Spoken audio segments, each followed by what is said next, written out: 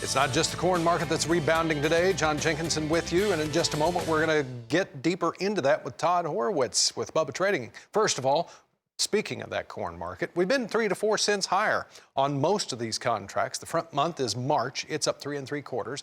The new crop in December, it's up 3/4 of a penny. Over in the soybean market, March down 3 3/4. September down 3.5 pennies. And in the wheat market in Chicago, March is down a half, 5.71 3/4. July is down 1 3/4 at 5.69. Todd, you've been talking a little bit this morning in some of your text messages about this rebound here just a little bit. So it leads to the obvious question: was everything kind of overdone yesterday? Because you said that this would calm down and maybe reverse itself. Well, John, good morning. I think that, when you look at the grain markets, I mean, they were making some decent strides before. And of course, when you get wholesale selling on fear across the board, it's going to affect everything. And I think what you saw yesterday is you saw wheat make a little bit of a comeback.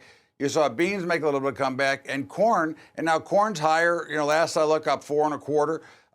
Wheat's almost flat. Soybeans are still in a little danger area here, and not because of anything other than the pattern is extremely weak right now. And of course, if they can't get above $9, I would think you may be looking at 8.80 as the next place of some major support. I think that's really what you would expect in all these markets today. But again, I think the grains, especially corn and wheat, look really good. All right. After that big sell-off, everybody was wondering if there would be a lot of follow-through. What about these outside markets? Crude oil got awfully close down there to that figure that you've been talking about for some time.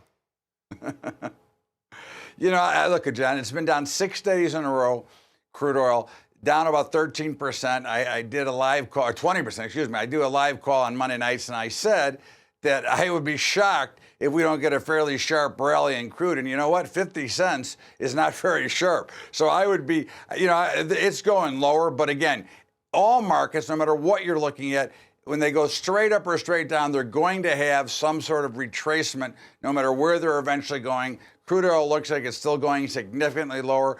The equities, we'll see how they play out up here. But again, once again, you're seeing a big collapse in that fear index, the VIX, which just tells you that we're back to complacency and they're no longer concerned about the virus. So it took 24 hours to get rid of the fear. Do you think that complacency may set us up then for going up and testing some new highs over here in the equities? I don't know, John. That's always the hard question to say. The only thing I can say is that the real action here is, where does this rally that we have now fail from?